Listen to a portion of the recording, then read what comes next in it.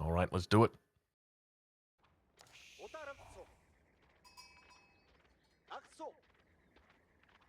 All right, I think we are here. I'm seeing a bit of a freeze, but all right, we have made it our way in. Ladies and gentlemen, welcome to game number 1 of your grand finals. We have got MarineLorD, who is playing as the Mongols, spawning in on the west side of your map. And towards the north, Lidakor, who have we got? We've got the Abbasid dynasty under the control of VortiX in blue. This is a civilization matchup that wasn't commonly seen before, but we have had some instances and we have had some interesting game plans, in particularly from the Mongols, because the Abbasids are pretty much a given. You have your lineup of things that you can do. You can go for some level of early aggression, 1 or 2 horsemen or camel archers, and then drop that second town center, or drop it first. But no matter what you do, you're aiming towards that second town center. But the Mongols, in essence, is a wild card, because we could see so many things from MarineLorD. He loves to tower rush, for example, and I wonder if he's going to open with a towering, potentially trying to even cut off VortiX from that stone, preventing a second town center. Yeah, that could be an option for him. Interestingly, he has started off with a scout and a beautiful spawn that he's got here. Take a look at this one. Gold mine next to the wood line. Uvu very close by. We see a Gur getting dropped down here by MarineLorD. So it is going to be a wheelbarrow opening. So that to me indicates it's going to be a greedy play. So probably going to see a second town center dropped. He could look to emulate the Beastie Cutie build order. I wouldn't be surprised if after he saw this matchup, he quickly hopped into the game that he played against Beastie Cutie and just check the build order. Just double check. Okay, what did Beastie Cutie do in that Mongol mirror? Because we saw Beastie Cutie throw down that extra quick second town center playing as the Mongols, and I wouldn't be surprised if we see it here. And that would give a massive advantage to his economy. The thing that we have really seen in that Beastie Cutie set was that that extra second town center is giving you a massive amount of extra villagers by the time the opponent is really able to do anything about it, or even by the time the opponent is even going to notice this. The question is what VortiX is going to plan to do, because obviously VortiX probably knows that MarineLorD isn't just going to sit back and watch him boom on 2 town centers, so you gotta wonder, maybe VortiX is gonna be like, okay, he's going for 2 town centers, likely with the Mongols as well. What if I go for 3? Or he's going to try to play with some level of aggression here, potentially trying to punish MarineLorD for going for that second town center. Well, that is, of course, if MarineLorD goes for that second TC, but as you pointed out, with that Gur coming up and wheelbarrow on the way, that is a likely possibility. Yeah, I would be very surprised to see any kind of aggression come out from MarineLorD. You can see him scouting out around the base now of his opponent, and by the same token, we see that VortiX is doing his best to scout out as well. But yeah, interestingly, MarineLorD just opting for that scout and just sticking with that scout, but no aggression coming out early. But now, finally going to be paying attention to this gold mine. We see enough gold gathered up for fresh foodstuffs at the moment, but if VortiX is going to want to get any of that wheelbarrow goodness in, he's going to need to keep these villagers on this gold mine for a little bit longer.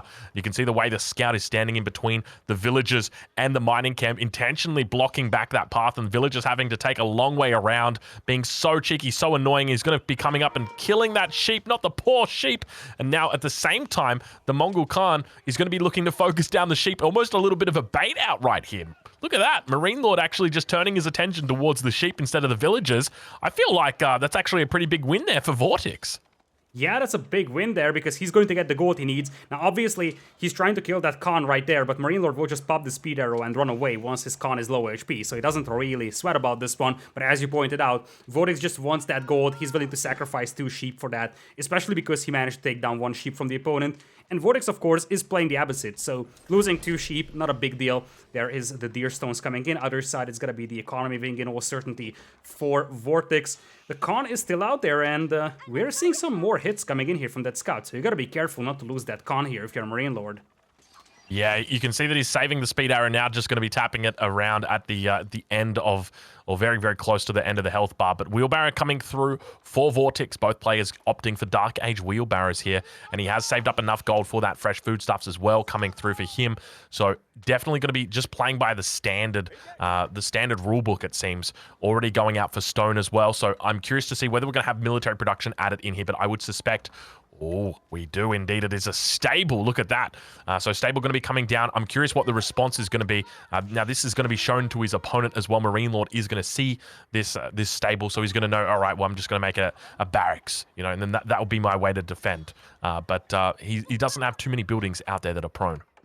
I love how MarineLorD pursued that scout all around. He didn't manage to kill it, but I think he should still try to do that, because that's the only scout that VortiX has. If he kills it, VortiX is going to be playing completely blind unless he adds a second scout here. Instead, he opts to go for the stone miners over here. You see, VortiX knows that that stone mine is very open, so he wants to gather that stone as fast as possible. That's why he's sending out what seems to be 8 or 9 villagers on that stone mine. First horseman just now coming in for a blue player, VortiX. On the other side, no reaction to the aggression. Yeah, now we see a horseman about to come out of that that stable, and you can see all of the villagers sitting on that wood line, very intent on getting that second town center up. Yep, and the thing is that MarineLorD isn't far away. You see, he entered Feudal Age with like 500 wood in the bank, so he really just needs to gather a couple hundred extra, and he's gonna be fine with that.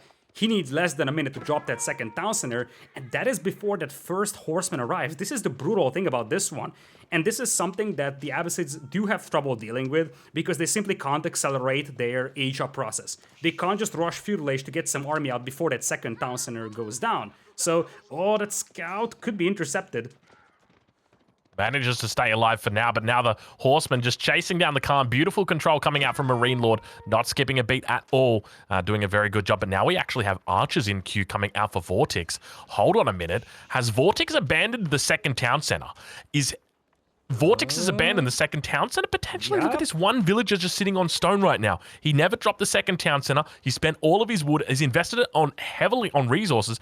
He could be actually doing a bait and switch right here. He knows that MarineLorD wants to go for that second town center. He scouts out the early Gur. He sees that Wheelbarrow is coming in. He knows that the economic play is going to be coming out from MarineLorD, the ultra greedy play. So what does he do? He says, well, I'm going to make a second town center, right? Well, maybe not. And instead, it looks to now begin working heavily on a military in Age 2.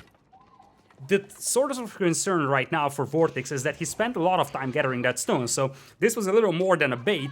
And the thing is that what is he going to do in Feudal Age to pressure this? Obviously, his opponent, MarineLorD, can use up the stone he has to double produce archers to catch up military-wise. And the bigger concern is that while the Abbasids could add rams here straight away, ram rushing a Mongol player is usually not a good idea. Yeah, I learned that the hard way. You don't want to ram rush a Mongol player because they take their town center and they pick it up and then they move it. And then your ram just follows, but the ram is much slower than the town center, so it's never a fun situation for you to be in. But you can see he's actually making his way towards that 300 stone, so maybe he does add in a bit of a delayed town center instead.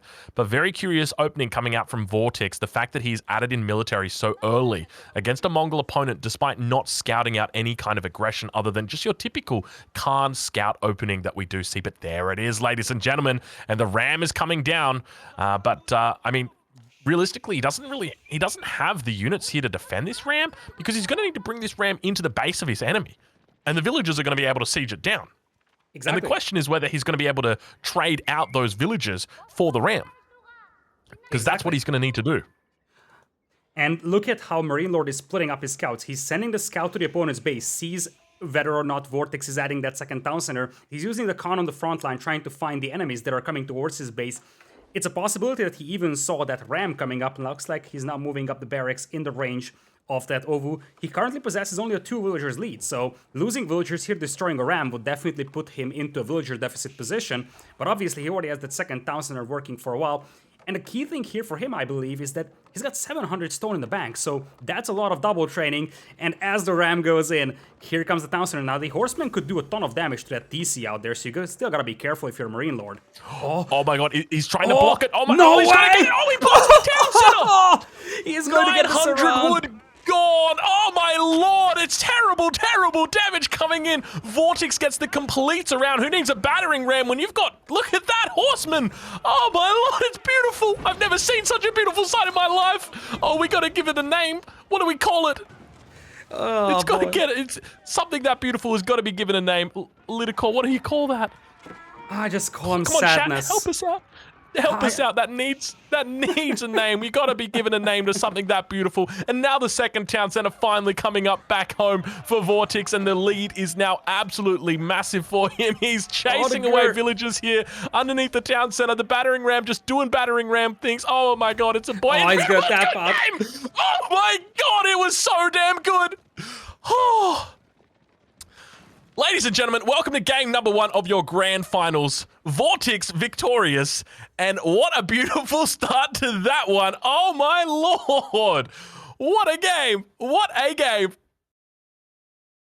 It's funny how we were talking about the fact that, oh yeah, Mongols, they can't be ram rushed because they can just run away. But guess what? It looks like VortiX was able to get this round on that town center, and that was just such a spectacular move. I think I've only seen something like this once in my life, and it's not an easy thing to do. Let's praise that for a brief moment. You think it's easy to just surround that town center with units, but boy oh boy is that difficult.